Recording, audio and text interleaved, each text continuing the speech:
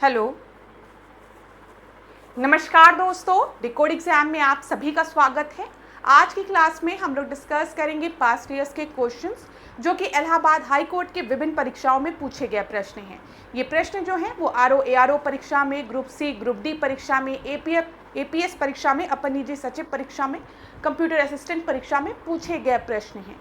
इस सीरीज में हम लोग पास्ट ईयर्स के क्वेश्चंस को डिस्कस कर रहे हैं, जिसको कि हमने लिया है यूथ कंपटीशन टाइम से, ठीक है, जिसमें मैंने आपको बता दिया विभिन्न परीक्षाओं में पूछे गए प्रश्नों को ही हम कवर कर रहे हैं। और अभी हम ज्योग्राफी के क्वेश्चंस को कवर कर रहे हैं क्लास। ये ज्योग्राफी का 9th लेक्चर है, ध्यान दीजिएगा। प्लस आप में से किसी स्टूडेंट ने रिक्वेस्ट किया था कि मैम क्लास के स्टार्टिंग में ही बता दिया करिए किन किन टॉपिक्स को आप किन किन लेक्चर्स में कवर कर रही हैं। तो मुझे आपका ये आइडिया बिल्कुल सही लगा, इसीलिए आज की क्लास से मैं आपको टॉपिक भी बता दिया करूंगी कि किन किन क्लासेस में हम किन किन टॉपिक्स को कवर करेंगे, ठीक है। तो ज्योग्राफी के इस लेक्चर में जो पास्ट ईयर्स के क्वेश्चंस होंगे वो आपके एयर ट्रांसपोर्ट से रिलेटेड होंगे, एटॉमिक एंड इलेक्ट्रिक एनर्जी से रिलेटेड होंगे, मेजर रिसर्च सेंटर, लैंग्वेजेस और मिसलेनियस टॉपिक्स होंगे। तो इन टॉपिक्स को आज की क्लास में हम कवर करेंगे। चलिए क्लास आज के सेशन को स्टार्ट करते हैं मेरे साथ ऐश्वर्या सिंह के साथ। जो स्टूडेंट मेरे साथ अभी नए नए जुड़े हैं उनको मैं बता दूं, इस सीरीज में ऑलरेडी हमने पॉलिटी डिस्कस किया है, आधुनिक Bharat, modern India, environment discuss किया है और अब हम ज्योग्राफी डिस्कस कर रहे हैं, जो कि बहुत जल्दी खत्म होने वाला है।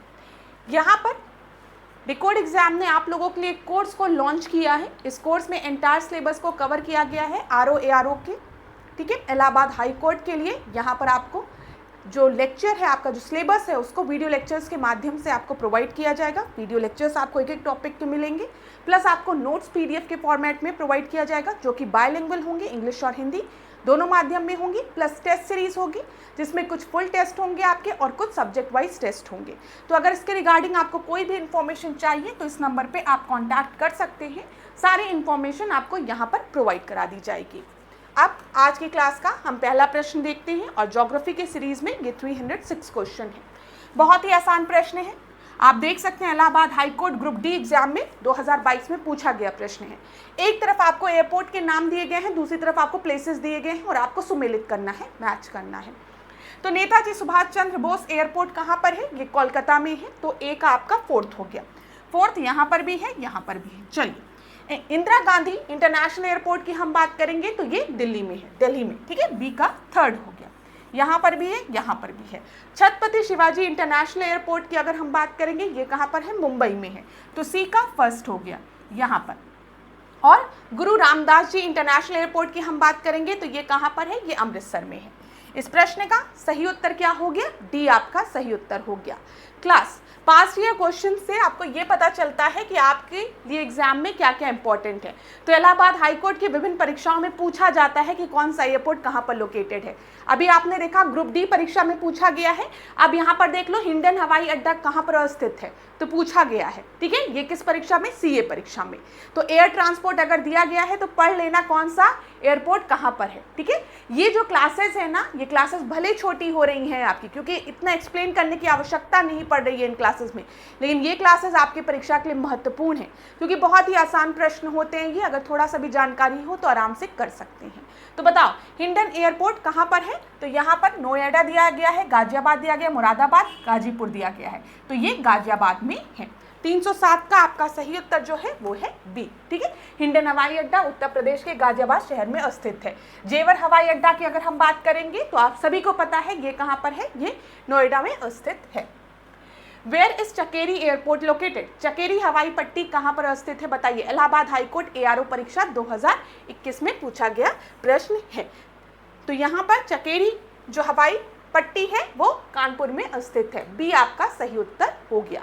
तो क्लास चलिए एक चीज तो क्लियर हो रही है कि एयरपोर्ट से रिलेटेड प्रश्न इलाहाबाद हाई कोर्ट की विभिन्न परीक्षाओं में पूछे गए हैं, चाहे एआरओ परीक्षा हो, चाहे कंप्यूटर असिस्टेंट परीक्षा हो, चाहे ग्रुप डी परीक्षा हो। यहाँ पर देख लो, जब हम लखनऊ की बात करेंगे, लखनऊ में कौन सा एयरपोर्ट है? चौधरी चरण सिंह इंटरनेशनल एयरपोर्ट है। वाराणसी की बात करेंगे तो लाल बहादुर शास्त्री इंटरनेशनल एयरपोर्ट। कुशीनगर की बात करेंगे तो कुशीनगर अंतर्राष्ट्रीय हवाई अड्डा, नोएडा अंतर्राष्ट्रीय हवाई अड्डा, अयोध्या का है मर्यादा पुरुषोत्तम श्री राम अंतर्राष्ट्रीय हवाई अड्डा। और अभी हमने देखा चकेरी हवाई अड्डा कहाँ पर है? तो ये कानपुर में है। जेवर कहाँ पर है बताइए? नोएडा में है।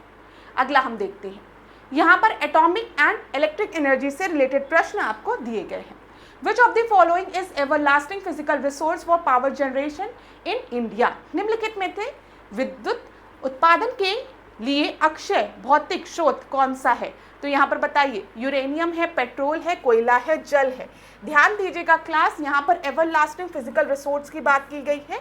इलाहाबाद हाईकोर्ट आरोप परीक्षा 2021 में पूछा गया प्रश्न है ये। तो यहाँ पर जो आपका सही उत्तर है वो है D.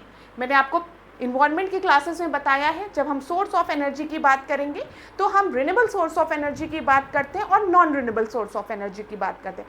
Renewable source of energy मतलब जो रोज रिचार्ज हो रहा है, जैसे सूर्य से जो हमें ऊर्जा मिल रही है वो रिन्यूएबल सोर्स ऑफ एनर्जी है, ठीक है। वाटर रिन्यू हो रहा है, ठीक है, बार बार। अब बारिश होगी तो पानी फिर बनेगा, ठीक है। वाटर साइकिल के थ्रू क्या हो रहा है? रिन्यू हो रहा है, ये चीज़ पता है। नॉन रिन्यूएबल की जब हम बात करते हैं तो यहाँ पे आपके फॉसिल फ्यूल्स आ गए। तो फॉसिल फ्यूल्स में आपके कोयला आ गया, पेट्रोल आ गया, तो ये सब non renewable source of energy है जो कि एक लिमिटेड अमाउंट में प्रेजेंट है और कुछ समय बाद ये आपके खत्म भी हो जाएंगे, रिन्यू नहीं होते हैं रोज रोज, ऐसे ध्यान रखिएगा। तो यहाँ पर वाटर आपका सही उत्तर होगा, क्योंकि physical resource for power generation, यहाँ पर एक शब्द लिखा है एवर लास्टिंग। ध्यान दीजिएगा, क्या शब्द लिखा है? Ever lasting. अगला हम देखते हैं, the renewable source of energy from the following is biomass दिया है, फिर कोल दिया है, पेट्रोलियम दिया है, केरोसिन दिया है। तो फॉसिल फ्यूल जो है वो non renewable source of energy है, इसमें आपके कोयला भी हो गया, केरोसिन भी हो गया, पेट्रोलियम भी हो गया। ये लिमिटेड अमाउंट में है, ये आपके कुछ समय बाद क्या हो जाएंगे? खत्म हो जाएंगे। लेकिन बायोमास की हम बात करेंगे तो ये आपका सही उत्तर हो जाएगा, ठीक है। 310 का ए आपका सही उत्तर है।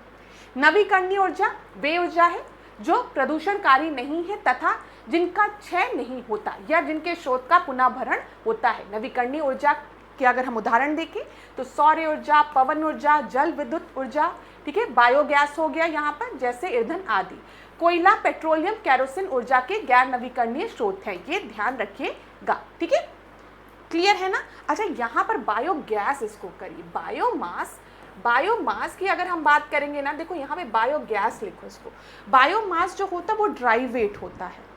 जैसे अगर आपकी बॉडी का कुछ बायोमास है, कोई पूछे तो आपकी बॉडी में लिक्विड कंटेंट भी है ना, तो लिक्विड कंटेंट को अगर आप रिमूव कर देंगे और यहाँ बॉडी का जो आपका ड्राई वेट है उसे हम देखेंगे तो बायोमास कहलाता है वो, ठीक है। बायोमास कैलकुलेट करने की दूसरी चीज़ होती है, यहाँ पर बायोगैस होना चाहिए, बायोमास नहीं, ये ध्यान रखिएगा, ठीक है। ये बायोमास नहीं, बायोगैस। चलिए आगे बढ़ते हैं, 311 प्रश्न को हम देखते हैं। Where is the largest nuclear power plant in India? भारत का सबसे बड़ा न्यूक्लियर पावर प्लांट कहाँ पर है? तो बताइए, कुंडनकुलम में, पुणे में, शिमला में, चेन्नई में। इलाहाबाद हाईकोर्ट सीए परीक्षा 2021 में शिफ्ट 1 में पूछा गया प्रश्न है ये आपका। यहाँ पर आपका कुंडनकुलम जो है वहाँ पर सबसे बड़ा न्यूक्लियर पावर प्लांट है, ए आपका सही उत्तर है। ध्यान दीजिएगा, और कुंडनकुलम कहाँ पर है ये आप सभी को पता होगा, तमिलनाडु में है, ठीक है। अगला हम देखें, in which of the following state nuclear power plant is not located? कहाँ पर न्यूक्लियर पावर प्लांट आपका नहीं लोकेटेड है? उत्तर प्रदेश दिया है, ठीक है, राजस्थान दिया है, तमिलनाडु, मध्य प्रदेश। तो ध्यान रखिएगा, मध्य प्रदेश में न्यूक्लियर पावर प्लांट नहीं है, नहीं तो 300 आपका सही उत्तर क्या हो जाएगा? सी आपका सही उत्तर हो जाएगा, ठीक है। ये जो प्रश्न था कब पूछा गया है? इलाहाबाद हाईकोर्ट एआरओ परीक्षा 2021 में पूछा गया है। तो ध्यान रखिएगा, जब ये प्रश्न पूछा गया था तब तक आपका मध्य प्रदेश में कोई भी न्यूक्लियर पावर प्लांट नहीं था। ये लिखा, प्रश्नकाल के समय मध्य प्रदेश में परमाणु ऊर्जा संयंत्र नहीं है, लेकिन मार्च 2018 में केंद्र सरकार द्वारा मध्य प्रदेश के मंडला जिले में चुटका परमाणु विद्युत संयंत्र स्थापित करने का प्रस्ताव पारित किया गया है। तो ये भी याद रखिएगा, चुटका, ठीक है, चुटका परमाणु विद्युत संयंत्र कहाँ पर? मध्य प्रदेश में। अगला देखते हैं, निम्नलिखित में से कौन सा प्राचीनतम एटॉमिक पावर संयंत्र है? कलपक्कम, तारापुर, नरोरा या फिर कोटा? ये पूछा गया है इलाहाबाद एआरओ 2021 में। तो बताइए, ओल्डेस्ट एटॉमिक पावर प्लांट की यहाँ पर बात की गई है। तो 313 का जो आपका सही उत्तर है वो है तारापुर। तारापुर कहाँ पर है? महाराष्ट्र में है, याद रखिएगा, ठीक है। हम बात करें, तारापुर परमाणु ऊर्जा संयंत्र भारत का पहला परमाणु ऊर्जा संयंत्र है। यह संयंत्र बोईसर महाराष्ट्र में स्थित है, जो मैंने आपको बता दिया। कलपक्कम की अगर हम बात करेंगे, ये कहाँ पर है, ये तमिलनाडु में है। नरोरा उत्तर प्रदेश में स्थित है, ठीक है। कैगा की हम बात करेंगे तो ये कर्नाटक में है। क्लास जरूर याद रखिएगा, परीक्षा में कई बार पूछा गया प्रश्न है ये, ठीक है। यहाँ पर ध्यान दीजिएगा आप, जो मैं आपको बता रही हूँ। कलपक्कम की बात करेंगे, याद रख लीजिएगा, ये कहाँ पर है, ये तमिलनाडु में है। तारापुर कहाँ पर है, स्टार लोग कहाँ पर रहते हैं, महाराष्ट्र में रहते हैं, याद रखिएगा। नरोरा की हम बात करेंगे तो नरोरा आप सभी को पता है कहाँ पर है, ये आपका उत्तर प्रदेश में है, याद रखिएगा। और एक और आपको याद रखना है, वो है कैगा। क्या याद रखना है, ये भी याद रखिएगा, कई बार परीक्षाओं में पूछा गया है कि कैगा कहाँ पर है, कर्नाटका में है। क्लास चाहे पीसीएस की परीक्षा हो, बीईओ की परीक्षा हो, ठीक है, एपीएस की परीक्षा हो, आरओ की परीक्षा हो, विभिन्न परीक्षाओं में पूछा जाता है कि ये न्यूक्लियर पावर प्लांट किस लोकेशन में है। बहुत ही महत्वपूर्ण है, अगर नहीं याद है तो याद रखना, ठीक है। Which of the following NTPC plant is not based on gas बोला गया है। निम्नलिखित में से कौन सा एनटीपीसी संयंत्र गैस पर आधारित नहीं है। Anta Rajasthan, Auraiya Uttar Pradesh, Singrauli Uttar Pradesh, Kawas Gujarat. Allahabad high court ARO परीक्षा 2021 में पूछा गया ये प्रश्न है, ठीक है। तो 314 का जो आपका सही उत्तर है वो है सिंगरौली। सिंगरौली जो है वो गैस पर बेस्ड नहीं है एनटीपीसी पावर प्लांट, ये याद रखिएगा। सिंगरौली एनटीपीसी संयंत्र गैस आधारित संयंत्र नहीं है। यहाँ पर ध्यान दीजिएगा, सिंगरौली पावर स्टेशन जो है वो 1977 में स्थापित किया गया था, ठीक है। या पिट हेड थर्मल पावर प्लांट है, ये ध्यान रखिएगा। ये आपका न्यूक्लियर पावर प्लांट नहीं है, ये क्या है, ये एक थर्मल पावर प्लांट है। अगला देखते हैं, विच of the following does not have a nuclear power plant. तो बताइए, नरोरा, कुंडकुलम, फिर कैगा, फिर रामपुरा अगुचा। तो यहाँ पर अभी थोड़ी देर पहले हमने डिस्कस किया है इसके बारे में, डी आपका सही उत्तर होगा। विच of the following does not have a nuclear power plant, कहाँ पर न्यूक्लियर पावर प्लांट नहीं है। नरोरा की मैंने आपको बताया था कि नरोरा में न्यूक्लियर पावर प्लांट है, जो कि कहाँ पर है, उत्तर प्रदेश में है। कुंडनकुलम की हम बात करेंगे तो यहाँ पर, ये कहाँ पर है, तमिलनाडु में है, ठीक है, याद रखिएगा, ये तमिलनाडु में है। कैगा कहाँ पर है, कर्नाटका में है, ठीक है। और फिर एक मैंने आपको तारापुर बताया था, तारापुर कहाँ पर है बता दीजिए जल्दी से, महाराष्ट्र में है, ठीक है, ये भी याद रखिएगा।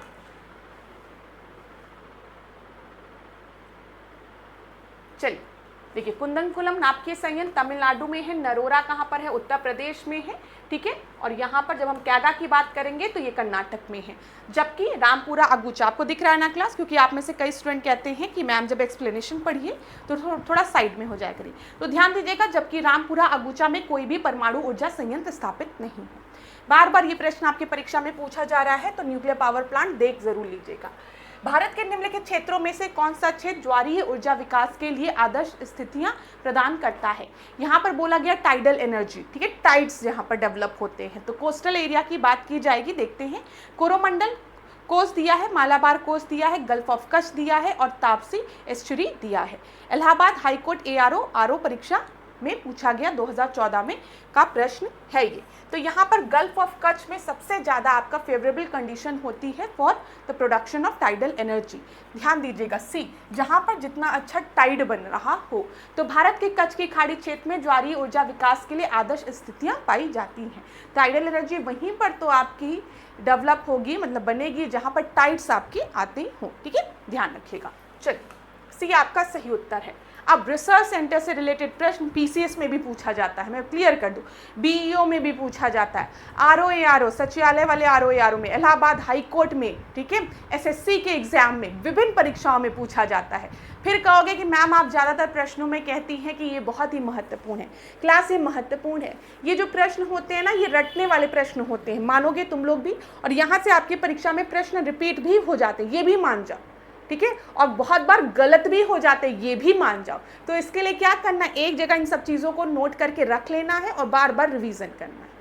देखो, वाटरफॉल से रिलेटेड प्रश्न पूछा ही जाता है, ट्राइब से रिलेटेड प्रश्न पूछा ही जाता है, ठीक है।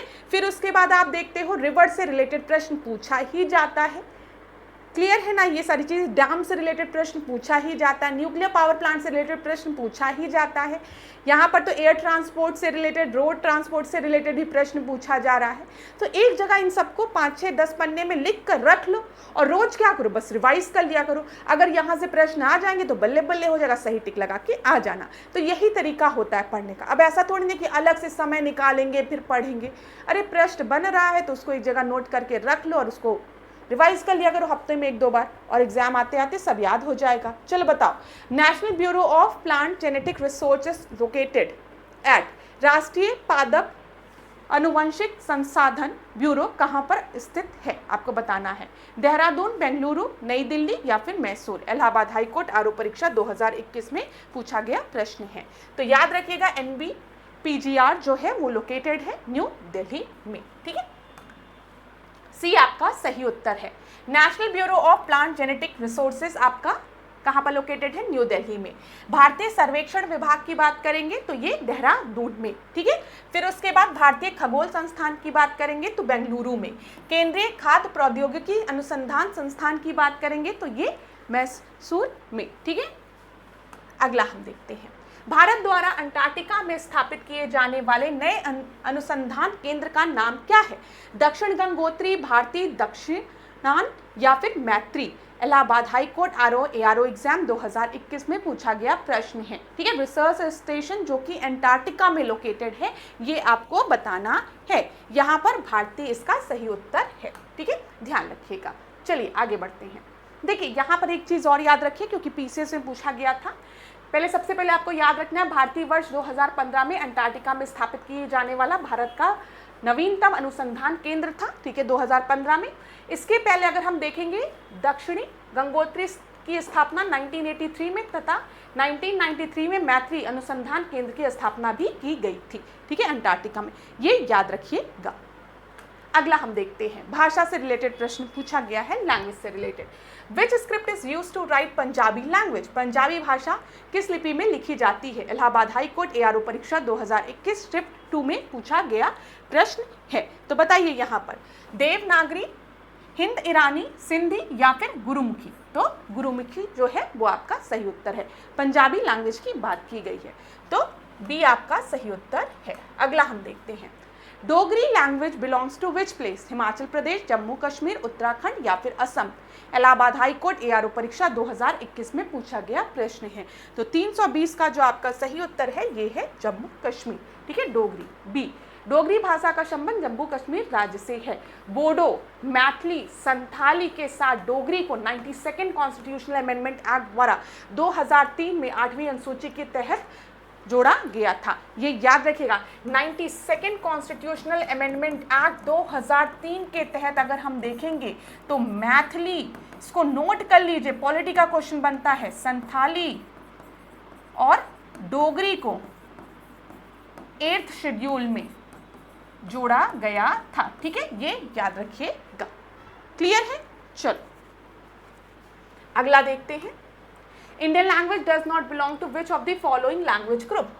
Dravid, Indo European, Tibet Burman समूह, बंटू भाषा समूह। ये दिया गया है, इलाहाबाद हाईकोर्ट ARO 2021 में पूछा गया प्रश्न है ये क्लास।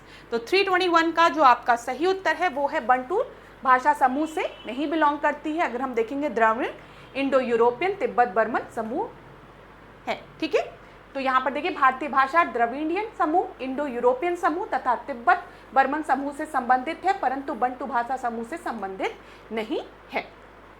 बंटू की अगर हम बात करेंगे, बंटू भाषा समूह हमें कहाँ देखने को मिलता है, तो ये हमें अफ्रीका, ठीक है, ये ध्यान रखिएगा, अफ्रीका महाद्वीप में ये भाषा बोली जाती है। बंटू की बात कर रही हैं।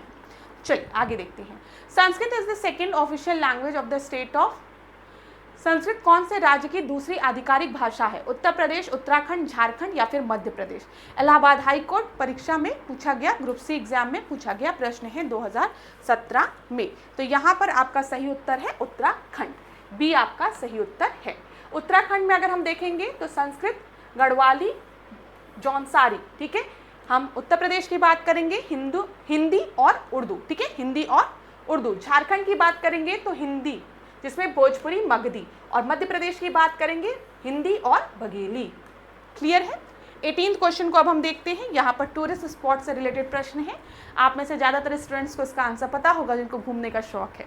चलिए यहाँ देखते हैं क्या दिया गया है। In which part of the Himalaya is the famous tourist spot Shimla located. Shimla किस उसमें लोकेटेड है आपको पता है ना। सबसे पहले हम ग्रेट हिमालय की बात करते हैं, हम लेसर हिमालय की बात करते हैं, हम मिडिल हिमालय की बात करते हैं, हम शिवालिक रेंज आउटर हिमालय की बात करते हैं। ये सारी चीज़ें मैंने आपको बताया। ट्रांस हिमालय के बारे में मैंने आपको बताया था। कैराकोरम, लद्दाख, जास्कर जो है वो ट्रांस हिमालय के पार्ट हैं। फिर आपका ग्रेट हिमालय आता है, ठीक है। तो वही चीज़ पूछी गई है। चलो बताओ, यहाँ पर शिमला की बात की गई है। शिमला किस में है? ग्रेट हिमालय में होगा, लेसर हिमालय में होगा, लोअर हिमालय या आउटर हिमालय का पार्ट है। इलाहाबाद हाई कोर्ट आरओ परीक्षा 2022 में पूछा गया प्रश्न है ये। तो शिमला जो है वो आपका लेसर हिमालय में आता है, ठीक है। लघु हिमालय की जब हम बात करते हैं, हम लेसर हिमालय की बात करते हैं, तो यहाँ पर देखिए धर्मशाला, ध्यान दीजिएगा, धर्मशाला, शिमला, मसूरी, डलहौजी, नैनीताल आदि प्रमुख पर्वतीय नगर स्थित हैं, ठीक है। जब हम लघु हिमालय को जम्मू कश्मीर में पीर पंजाल, हिमालय में धौलाधर, उत्तराखंड में नागडिब्बा और नेपाल में महाभारत रेंज के नाम से भी जाना जाता है। इसको नोट कर लीजिए क्लास। हम लेसर हिमालय की बात कर रहे हैं, और चाहे धर्मशाला की बात करो, घूमने वाली जगह की सुंदर सुंदर, धर्मशाला की बात करो, शिमला की बात करो, मसूरी की बात करो, नैनीताल की बात करो, तो ये सब आपके लेसर हिमालय के पार्ट हैं, ठीक है। और अगर हम देखें लघु हिमालय को जम्मू कश्मीर में पीर पंजाल के नाम से जाना जाता है, हिमाचल प्रदेश में धौलाधर रेंज के नाम से जाना जाता है, उत्तराखंड में अगर हम देखेंगे नागडिब्बा नाम से जाना जाता है, और नेपाल में महाभारत रेंज के नाम से जाना जाता है, ठीक है। चलो अगला प्रश्न देखते हैं। मिसलेनियस क्वेश्चंस को हम लोग जल्दी जल्दी देखते हैं। देखिए क्लास, यहाँ पर कुछ ऐसा आपको एक्सप्लेन नहीं करना है, इसी वजह से क्लास की लेंथ बहुत ज़्यादा नहीं हो रही है।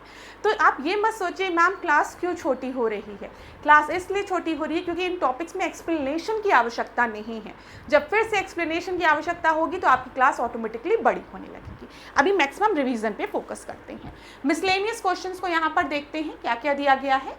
Determine the color of the soil, affect the rate of humus formation, determine the thickness of the soil profile and altitude and slope, ठीक है। यहाँ पर टाइम, रिलीफ, पेरेंट रॉक दिया है, flora fauna and micro organism की बात की गई है। Allahabad high court group D परीक्षा में पूछा गया प्रश्न है ये, ठीक है। ध्यान दीजिएगा, जब हम कलर ऑफ द सॉइल की बात करते हैं तो कलर ऑफ सॉइल से हमें क्या पता चलता है कि पेरेंट रॉक क्या है, ठीक है ना। जब पेरेंट रॉक यहाँ पर क्या है, उससे हमें कलर ऑफ सॉइल के बारे में पता चलता है। तो एक आपका थर्ड हो गया, दो जगह दिया गया है। चलो जब हम बात करते हैं affect the rate of humus formation, affect the rate of humus formation, तो यहाँ पर वहाँ पर किस तरीके का फ्लोरा है, फोना है, माइक्रो ऑर्गेनिज्म है, उससे हमें ये पता चलता है कि वहाँ पर मिट्टी के, अगर हम देखें मिट्टी सृजन की दर को प्रभावित करना दिया गया है। डिटरमाइन द, भूमि के वर्ण का निर्धारण करता है, भूमि प्रोफाइल की मोटाई का निर्धारण करता है, ऊंचाई और ढलान की बात करता है, ठीक है। यहाँ पर आपका हो जाएगा बी का फोर्थ, जीव जंतु जैव सूक्ष्म हो जाएगा। भूमि प्रोफाइल की मोटाई का निर्धारण जो है वो समय करता है, ठीक है, समय के अनुसार होता है। ऊंचाई और ढलान की अगर हम बात करेंगे तो ऊंचा वज्र की बात करेंगे, रिलीफ की बात करेंगे। तो डी का आपका सेकंड हो गया, यहाँ पे देखिए। अच्छा डी का सेकंड भी अगर टिक लगा दोगे सीधे आंसर आपका बी हो जाएगा। ए का थर्ड हो गया, बी का फोर्थ हो गया, सी का फर्स्ट हो गया। क्लास अगर आपको वीडियो को पॉज करके आराम से इस प्रश्न को पढ़ना है तो आप पढ़ सकते हैं। बहुत ही आसान प्रश्न है, इसको पॉज करके पढ़ लीजिए, बस आपको दिख रहा हो ढंग से। एक मिनट यहाँ पर ध्यान दीजिएगा, जो बताने जा रही हूँ इसको मैं हटाऊं अब आपको नहीं।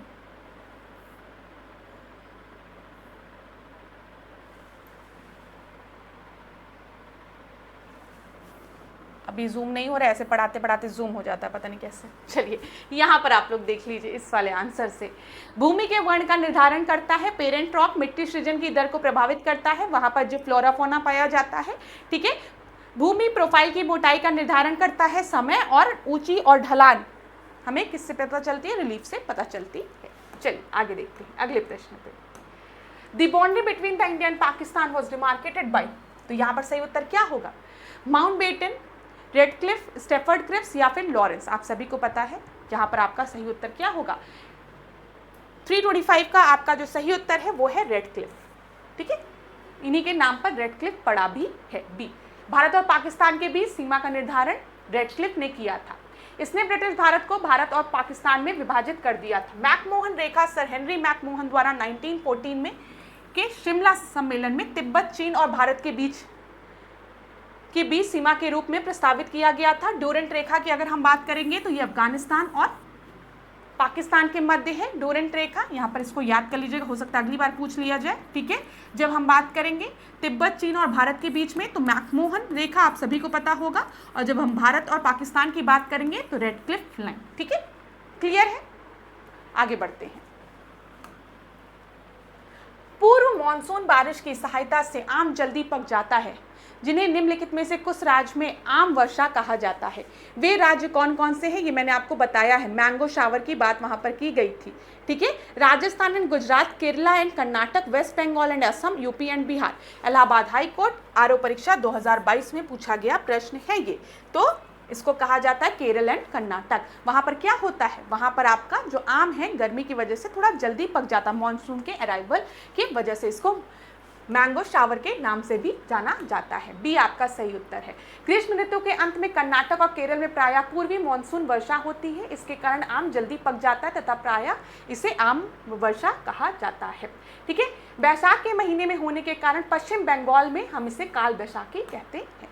तो बंगाल की बात कर लिया, कई बार परीक्षाओं में आपके इलाहाबाद हाई कोर्ट में पूछा गया है कि काल बैसाखी के बारे में, तो बंगाल याद रखिएगा। चलिए, निम्नलिखित में से कौन से शहरों को पूरे वर्ष सूरज की सीधी किरणें उपलब्ध नहीं प्राप्त होती। अच्छा, Which one among the following cities never get the vertical rays of the sun all through the year? Chennai, Mumbai, Kolkata, Srinagar. Allahabad high court RO परीक्षा 2021 में पूछा गया प्रश्न है। तो श्रीनगर में ठंड रहती है, आप ऐसे भी कर सकते हैं। अगर वर्टिकल सीधे सूर्य की किरणें पड़ती तो ठंड नहीं रहती, ये भी आप इस तरीके से सोच सकते हैं, ठीक है। आपको पता है अगर हम भारत की बात करेंगे तो भारत में ट्रॉपिक ऑफ कैंसर आपका पास होता है, ये सारी चीज़ें मैंने आपको बताई है। किन किन स्टेट से पास होता है, गमछा झार मित्र पर। तो इस तरीके से भी आप सोच सकते थे थोड़ा सा, ठीक है। दिए गए प्रश्नों के विकल्प में निम्नलिखित शहरों में श्रीनगर में सूर्य की सीधे किरणें नहीं पड़ती है। सूर्य की किरणें कर्क और मकर रेखा के बीच में सीधे पड़ती हैं, क्योंकि श्रीनगर कर्क रेखा से बहुत दूर है, अंततः इसी कारण से पूरे वर्ष सूर्य की सीधी किरणें इन पर नहीं पड़ती है। जबकि हम चेन्नई की, मुंबई की, कोलकाता की बात करें तो कर्क रेखा के समीप स्थित है, इसलिए आदि में सूर्य की सीधे किरणें पड़ती हैं। आगे बढ़ते हैं। Downward movement of water in saturated soil in response to the gravity is termed as. गुरुत्वाकर्षण की प्रतिक्रिया में संतृप्त मिट्टी में पानी की अधोमुखी गति को क्या कहा जाता है। तो यहाँ पर बताइए, दिया गया है इनफिल्ट्रेशन, लीचिंग, सीपेज या फिर percolation. Allahabad high court CA परीक्षा 2021 में पूछा गया प्रश्न है ये। तो इसे पर्कुलेशन कहते हैं, ठीक है, ध्यान दीजिएगा। Downward movement of water in saturated soil in response to the gravity is known as percolation. How many metropolitan cities are there in India. भारत में कितनी मेट्रोपॉलिटन सिटीज हैं, ये प्रश्न पूछा गया है। तो बताइए 8, 9, 13, 23, तो 9 है, ठीक है। बी आपका सही उत्तर है। भारत में अगर हम देखें कुल 9 महानगर है, जिसमें मुंबई, पुणे, दिल्ली, अहमदाबाद, सूरत, चेन्नई, कोलकाता, बेंगलोर, हैदराबाद को शामिल किया गया है। आगे बढ़ते हैं अगले प्रश्न में। 330 क्वेश्चन को हम देखते हैं, यहाँ पर क्या दिया गया है, पढ़ लीजिए class. Which one of the following is known as the king of fruits. बताइए फलों का राजा किसे कहा गया। आप सभी को पता है शरीफा, कस्टर्ड एप्पल जिसे कहते हैं, सीताफल जिसे कहते हैं, बहुत टेस्टी होता है। फिर अमरूद, अनानास, आम। तो इलाहाबाद हाई कोर्ट एपीएस परीक्षा 2021 में पूछा गया प्रश्न है। तो यहाँ पर फलों का राजा कौन है, आम है, ठीक है। डी आपका सही उत्तर है। अगला देखते हैं, ये प्रश्न किसमें पूछा गया था, एपीएस परीक्षा में पूछा गया प्रश्न था। अब बताओ इससे आसान प्रश्न क्या पूछा जाएगा। अगला हम देखते हैं, लोगों का पलायन किस प्रकार का है, जहां लोग अपने पशुओं के साथ चारे और पानी की तलाश में एक स्थान से दूसरे स्थान पर जाते हैं। इसको क्या कहते हैं, कम्यूटिंग कहते हैं, खाना बदोश कहते हैं, या फिर अस्थायी आबादी कहते हैं, या फिर मौसमी प्रवास कहते हैं। इलाहाबाद हाई कोर्ट सीए परीक्षा 2021 में पूछा गया है, जहां पर लोग माइग्रेट करते हैं from one place to another along with their animal from one place to another in search of food and water. तो इसे हम क्या कहेंगे, 331 का जो आपका सही उत्तर है, इसे खाना बदोश कहेंगे। बी आपका सही उत्तर है। अगला देखते हैं, निम्नलिखित शहरों में से कौन सा एक दिल्ली के निकटतम देशांतर पर स्थित है? तो बताइए, थोड़ा सा मैप को सोचिएगा। बेंगलुरु दिया है, हैदराबाद दिया है, नागपुर दिया है, पुणे दिया है।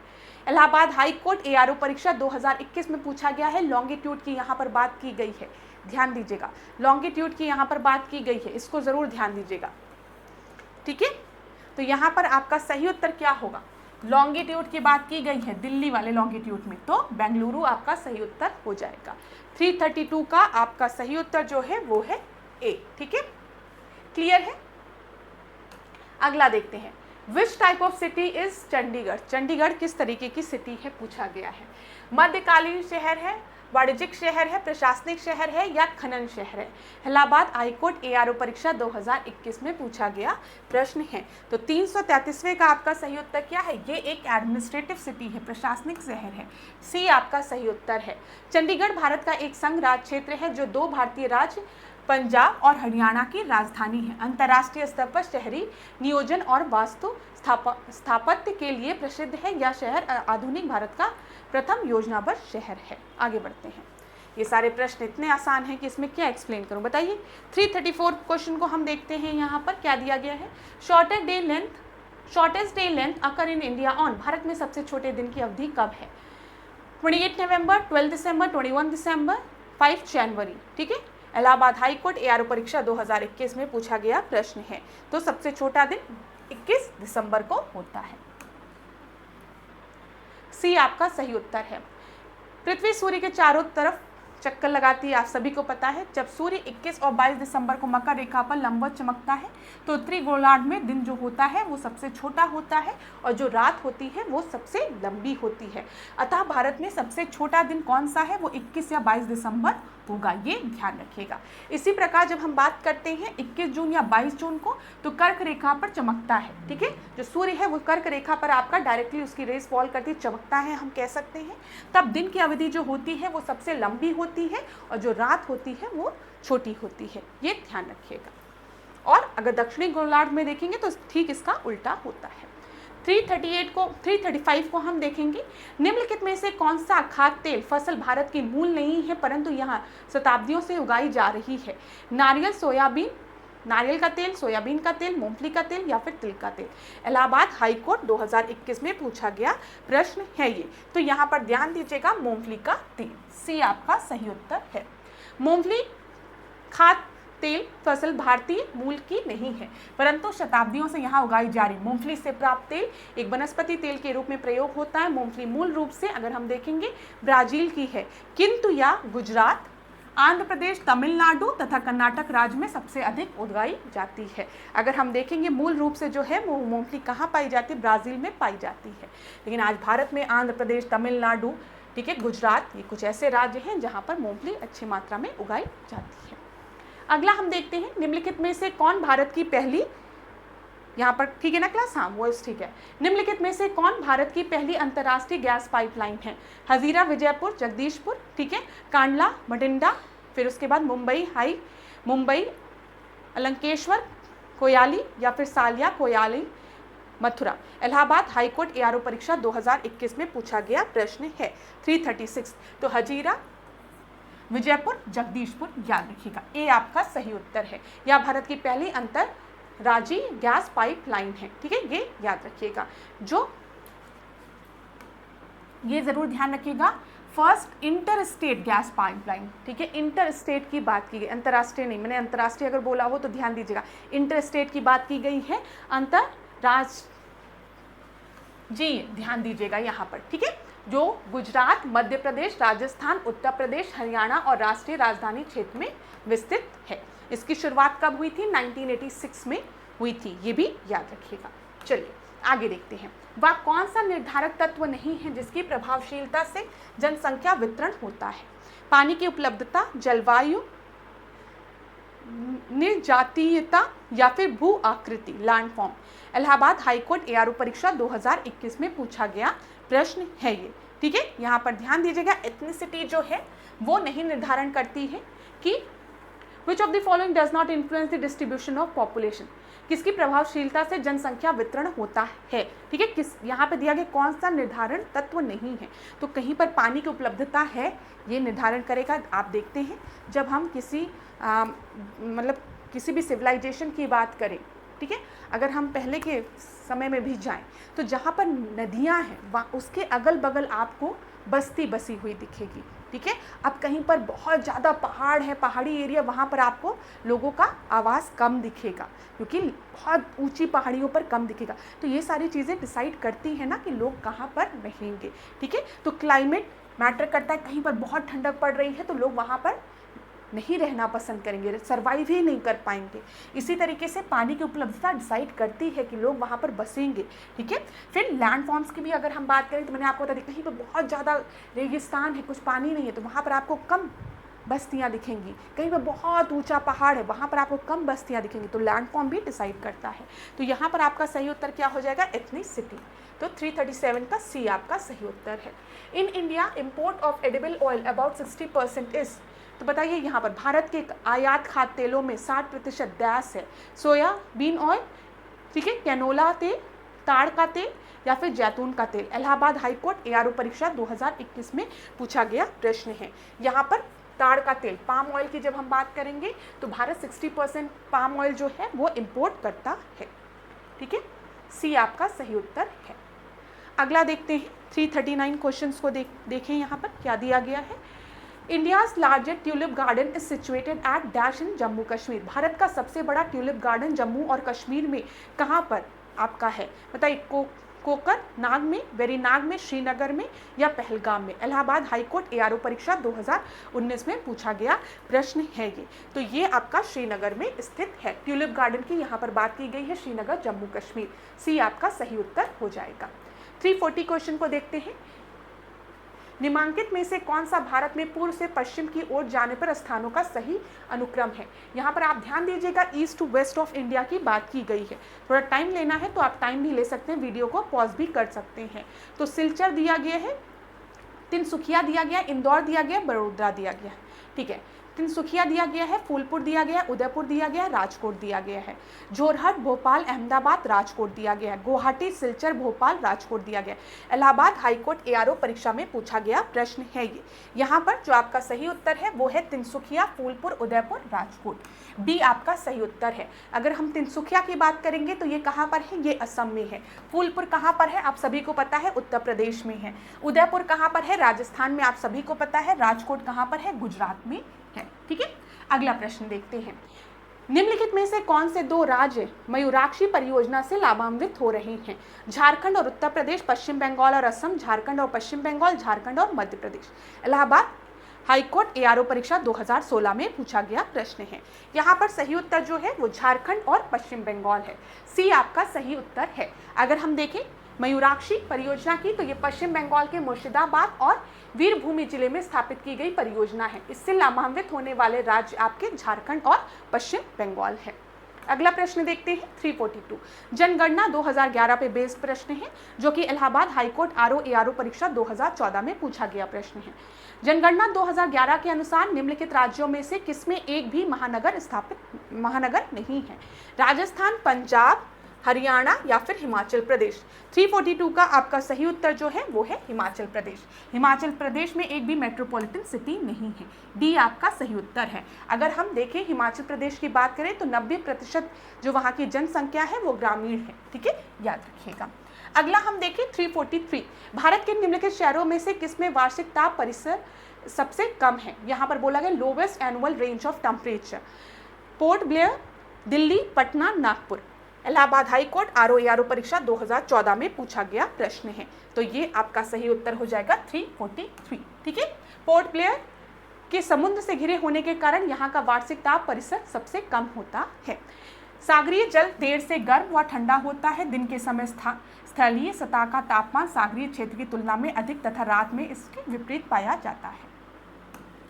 अगला देखें 344। भारत निम्नलिखित खाद्य फसलों में से किसका विश्व में सबसे बड़ा उत्पादक और उपभोक्ता है। ध्यान रखिएगा कंज्यूमर भी है और प्रोड्यूसर भी है। अगर हम विश्व में देखें तो कंज्यूमर और प्रोड्यूसर दोनों हैं, ठीक है। प्रोड्यूस भी करे, कंज्यूम भी करे। मक्का, दालें, चावल, वीट, ठीक है, मक्का, दालें, चावल या फिर गेहूं। तो 2014 इलाहाबाद हाई कोर्ट आरजीसी परीक्षा में पूछा गया प्रश्न है। तो दाल, ठीक है, दाल का बहुत बड़ा प्रोड्यूसर भी भारत है और अगर हम देखें तो कंज्यूमर भी है। दलहनी फसलों का मुख्य उत्पादक एवं उपभोक्ता भारत है। 2021 के आंकड़ों के अनुसार अगर हम देखेंगे कुल दाल के उत्पादन में भारत का प्रथम स्थान था तथा पोलैंड का दूसरा स्थान था। भारत दलहनी फसलों का विश्व में सबसे बड़ा उत्पादक और उपभोक्ता है। अगला देखिए, निम्नलिखित में से किस खाद्य वस्तु का भारत में अधिक आयात किया जाता है? तो बताइए, चीनी, दालें, काजू या फिर वनस्पति तेल। इलाहाबाद हाईकोर्ट आरजीसी परीक्षा 2014 में पूछा गया प्रश्न है। तो यहाँ पर निम्नलिखित में से किस खाद्य वस्तु का भारत में अधिक आयात किया जाता है? Major food item that India import is vegetable oil. D आपका सही उत्तर है। ठीक है, तो क्लास ये आज के सेशन का आखिरी प्रश्न था। आज की क्लास को यहीं पे एंड करूंगी। मैं फिर आपसे एक चीज़ बोलूँगी, अभी क्लास के लेंथ में मत जाइए क्योंकि यहाँ पे कुछ चीज़ों को एक्सप्लेन नहीं करना है, सीधे आपसे क्वेश्चन को डिस्कस करना है। अब आपको पता होना चाहिए कि आपके एग्जाम में रोड ट्रांसपोर्ट से रिलेटेड प्रश्न, एयर ट्रांसपोर्ट से रिलेटेड प्रश्न, ठीक है, ये सब पूछे जाते हैं कि मेजर कौन से एयरपोर्ट कहाँ पर लोकेटेड है, ठीक है, कौन से रिसर्च इंस्टीट्यूट कहाँ पर लोकेटेड है। तो इसको एक जगह नोट डाउन कर लीजिए और बार बार रिविजन करिए, तभी एग्जाम में जाकर सही हो जाएगा। और इसके लिए बिल्कुल भी परेशान नहीं होना है। पास्ट ईयर्स के क्वेश्चंस के माध्यम से हमें ये तो आइडिया लग जाता है कि हमारे परीक्षा में किस तरीके के प्रश्न बनेंगे। ठीक है, इसका आइडिया आपको लग रहा होगा। अब आज के सेशन को यहीं पे एंड करूंगी। नेक्स्ट क्लास में आपसे मिलूंगी और पीवाईक्यू के साथ। पहले इलाहाबाद हाईकोर्ट के विभिन्न परीक्षाओं में पूछे गए पीवाईक्यूज को हम कवर कर लें। ठीक है, फिर कहीं पर भी अगर आपको डाउट होता है तो मुझे ज़रूर बताइएगा। आपने सजेस्ट किया था मैम क्लास के स्टार्टिंग में टॉपिक्स बता दीजिए ताकि उसके अकॉर्डिंग देख लिया जाए क्लास, तो वो काम मैं आज से करूँगी। ठीक है, क्योंकि ये सही सजेशन था, ये मुझे सही लगा। इसी तरीके से अगर आप कुछ और चीज़ें सजेस्ट करना चाहते हैं तो कमेंट बॉक्स में मुझे ज़रूर बताया करिए, क्योंकि फिर मैं लास्ट में यही बात कहूँगी, ये क्लासेस आप लोग के लिए लाई जा रही है और अगर आपके लिए क्लासेस यूज़फुल नहीं होंगी तो इनका कोई भी मतलब नहीं है। अगर मैं मेहनत करके यहाँ पर पढ़ा रही हूँ और ये आपके लिए यूज़फुल नहीं है तो फिर मेरी मेहनत बेकार है, इतना समझिएगा। तो इसीलिए कोई भी अगर आपको सजेशन देना रहा करे तो कमेंट बॉक्स में आप बेझिझक दे सकते हैं। और अगर क्लास अच्छी लग रही हो, समझ में आ रही हो, आपके लिए यूज़फुल हो तो भी आप कमेंट बॉक्स में ज़रूर बताइएगा। तो थैंक यू क्लास, आज के सेशन को यहीं पे एंड करूँगी और लास्ट में एक बात कहूँगी, खुद पर भरोसा ज़रूर रखिएगा। खुद पे भरोसा रखिए, अपने ईश्वर पे भरोसा रखिए, जिसको भी आप मानते हैं। ठीक है, माता पिता के आशीर्वाद पर भरोसा रखिए और खूब पढ़िए। सही समय आने पर आपको सफलता ज़रूर मिलेगी। धन्यवाद क्लास। इसी के साथ आज के सेशन को यहीं पे एंड करती हूँ। आशा करूँगी कि आप लोगों को जल्दी सफलता मिले। इसी तरीके से मेरे साथ ऐश्वर्या सिंह के साथ डिकोड एग्जाम के साथ बने रहिए। Thank you. खूब पढ़िए, खूब आगे बढ़िए।